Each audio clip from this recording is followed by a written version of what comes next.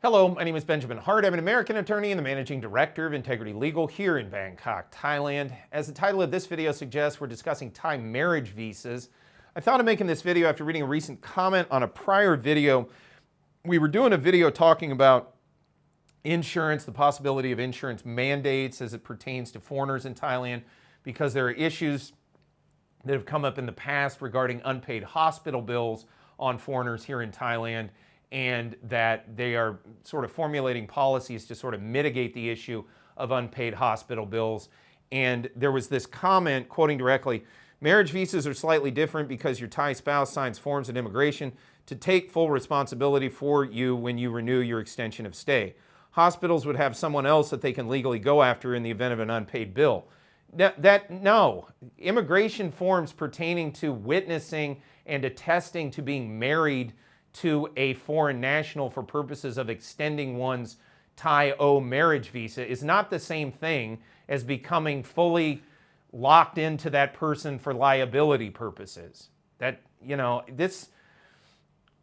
to get too overwrought on this, but I've discussed this many times in many other videos. Folks, really, if you don't know what you're talking about, maybe just don't say anything, because this can lead to the kind of misinformation that people then come to rely on and think is the case, and then they make bad decisions based on relying on inaccurate information. So yeah, when you go and witness and act as the evidence, if you will, of the marriage visa, of the marriage that is the platform for a marriage visa, yeah, you're saying, hey, we're really married. We really have a relationship. This isn't a sham marriage.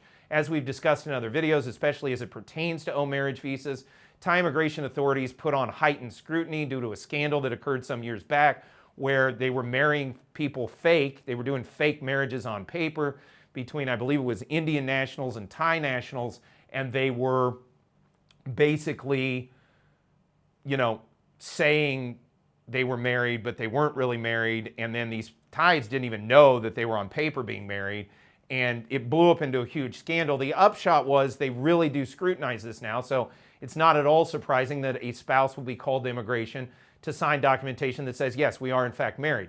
That does not automatically mean that you're liable for everything that other person, if that other spouse has a bunch of credit card debt that pre-exists the marriage or something, just because you sign some immigration document doesn't mean you're now liable for that, okay? So the point of this video is to understand legal liability, and maybe in a general sense, I should just point this out. Immigration matters are not in and of them, they're sort of mutually exclusive, if you will, from legal matters. So it's not exactly ne'er the twain shall meet. Depending on circumstances, immigration things can have an impact in the legal world and vice versa. But simply attesting to being married does not sign a Thai spouse onto all sorts of unencumbered liability with respect to their other spouse. They're just signing on to attesting to, yeah, I'm married to this person for purposes of immigration. I think it's very important to understand that when you're looking at getting a visa of any kind, but specifically a marriage visa here in the Kingdom of Thailand.